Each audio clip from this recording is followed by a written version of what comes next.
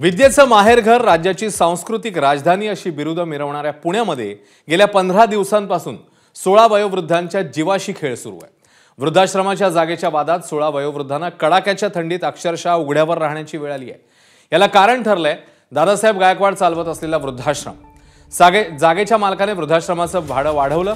दादासाहेब गायकवाडांचा त्याला विरोध होता, पण गायकवाडांनी ती जागा मिळवण्यासाठी ढाल केली ती आयुष्याच्या उतरतीकडे लागलेल्या निष्पाप आजी आजोबांची। या आजी आजोबांना घेऊन उन्हाची आणि थंडीची पर्वा न करता दादासाहेब गायकवाड रस्त्यावर उतरले।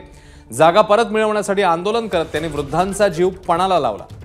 ज्येष्ठांना उपचाराच्या नावाखाली त्यांची मुलं ससून रुग्णालयात वाऱ्यावर सोडतात, अशांची काळजी घेण्याच्या नावाखाली दादासाहेब गायकवाडच वृद्धांना वेठीला धरतायत। दरम्यान समाज कल्याण विभागाचे आयुक्त आणि अधिकाऱ्यांनी पुन्हा एकदा घटनास्थळी येऊन दादासाहेब गायकवाडांची भेट घेतली। यावेळी सगळ्या वृद्धांना पानशेतमधील आंबी गावात जनसेवा फाउंडेशनमध्ये ठेवणार असल्याचं समाज कल्याण विभागाच्या आयुक्तांकडून सांगण्यात आलं।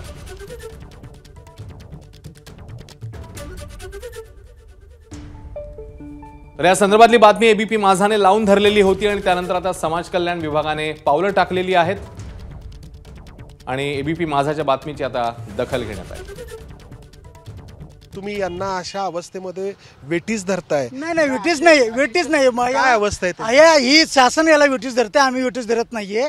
एक तर सरकारनं त्यांना सांभाळावं, नाहीतर त्यांनी आम्हाला सांभाळण्यासाठी जागा द्यावी, ही आमची मागणी आहे, रास्त मागणी आहे। लेखी मला पाहिजे, त्यांचा माझ्या संघ कॉन्टॅक्ट झालं पाहिजे। काय झालेलं नाहीये, वरच्यावरी जर मला पाठवलं आणि वरच्यावरी सगळं काम केलं तर कसं चालेल?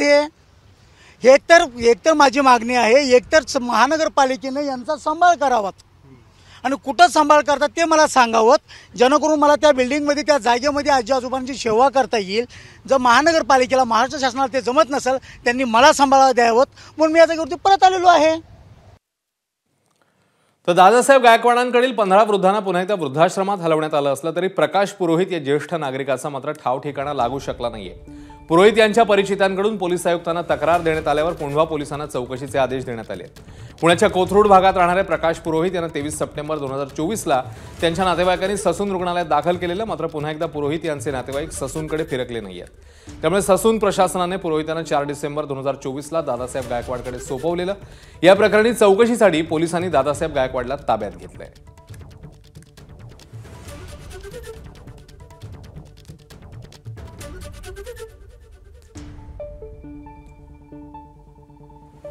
तुम्ही एखादा माणूस हरवता म्हणजे काय, ते काय खेळणं नाहीये ना कुठं हरवलेलं। तुम्ही असे पेशंट जेव्हा हँडओव्हर करता त्यावेळेस त्या ज्या संस्था आहेत त्याची शहानिशा करताय का? कोणीच आपली जबाबदारी घेत नाहीये। मग शेवटी नातेवाईकाचा तपास करायचा नाही का? मग नातेवाईकाचा जो तपास करायचा म्हणून मी आता पोलीस आयुक्तांना भेटलो, पोलीस आयुक्तांना पत्र दिलेलं आहे। त्या पत्रामध्ये मी असाच उल्लेख केलेला आहे की दोन्हीकडनं मला माहिती मिळत नाही। 2 महिने माझा नुसता फुटबॉल झालेला आहे। दोन्हीकडनं हलगर्जी होऊन मला मानवी तस्करीबाबत याबाबत संशय येतोय। दरम्यान वृद्ध रुग्णांचा सांभाळ करणं आपल्याला शक्य नाही असं म्हणत त्यांना रस्त्यावर आणलं तेव्हा एक दुर्दैवी बाब पाहायला मिळाली। 16 वृद्धांपैकी एका वृद्ध रुग्णाला महिला पाणी पाजत असल्याचं एबीपी माझाच्या टीमला आढळलं। एबीपी माझाचे प्रतिनिधी मंदार गोंजारींनी या महिलेला याबाबत विचारलं असता वयोवृद्ध रुग्णाची आपण मुलगी आहे असं त्यांनी म्हटलं। मग तुम्ही तुमच्या वडिलांना घरी का घेऊन जात नाही असा प्रश्न विचारल्यावर आपल्याला याबाबत काहीही बोलायचं नाही असं ती म्हणाली। हाल अपेष्टा भोगणाऱ्या वृद्धांना पोटच्या मुलामुलींनीच असं टाकून दिल्यावर आधार कोणाचा असा प्रश्न उपस्थित होतोय।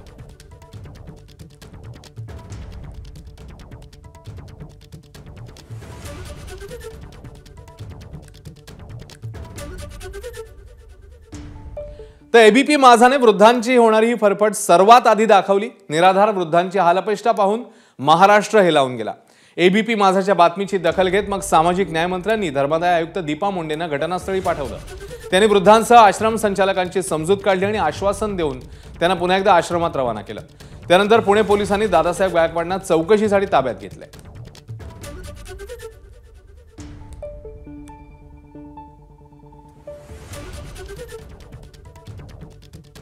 यांना आमच्याकडे जनसेवा फाउंडेशनचं आंबी या ठिकाणी वृद्धाश्रम आहे, त्या वृद्धाश्रमामध्ये आम्ही यांची व्यवस्था करत आहोत आणि थोड्याच वेळामध्ये ती गाडी पण वृद्धाश्रमाची येत आहे, त्यांना आम्ही त्या ठिकाणी घेऊन जात आहोत।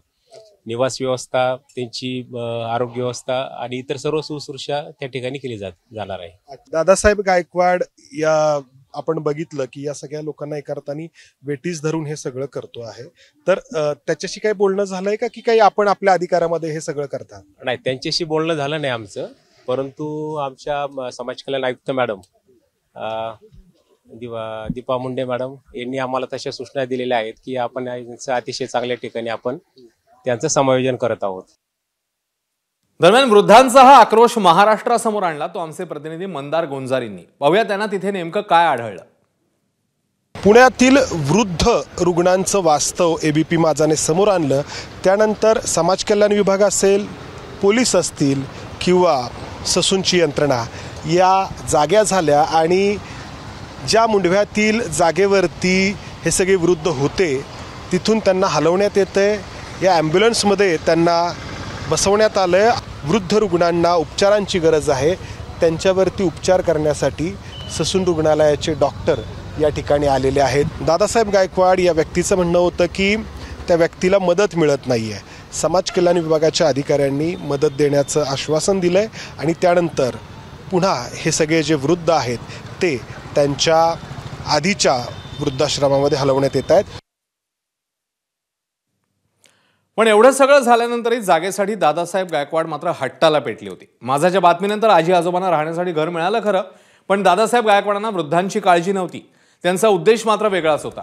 अवघ्या तासाभरात दादासाहेब गायकवाड पुन्हा एकदा त्याच वृद्धांसह रस्त्यावर उतरले आणि जागा मिळणार याच्या लेखी आश्वासनासाठी वृद्धांचा जीव पुन्हा एकदा धोक्यात आणला. त्यानंतर समाज कल्याण विभागाच्या प्रादेशिक आयुक्त वंदना कोचुरी आणि जिल्हा समाज कल्याण अधिकारी राधाकिशन देवडे घटनास्थळी आले. उघड्यावर असलेल्या वृद्धांना त्यांनी तातडीने जनसेवा फाउंडेशनच्या वृद्धाश्रमात हलवले.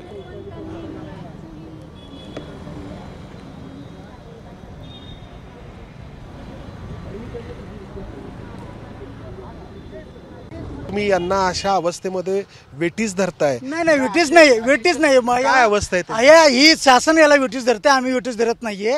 एक तर सरकारनं त्यांना सांभाळावं, नाहीतर त्यांनी आम्हाला सांभाळण्यासाठी जागा द्यावी, ही आमची मागणी आहे, रास्त मागणी आहे. एकतर माझी मागणी आहे, एकतर महानगरपालिकेनं यांचा सांभाळ करावा आणि कुठं सांभाळ करतात ते मला सांगावं, जेणेकरून मला त्या बिल्डिंगमध्ये त्या जागेमध्ये आजी आजोबांची सेवा करता येईल. जर महानगरपालिकेला, महाराष्ट्र शासनाला ते जमत नसेल, त्यांनी मला सांभाळा द्यावं, म्हणून मी या जागेवरती परत आलेलो आहे. एबीपी माझा, उघडा डोळे बघा नीट.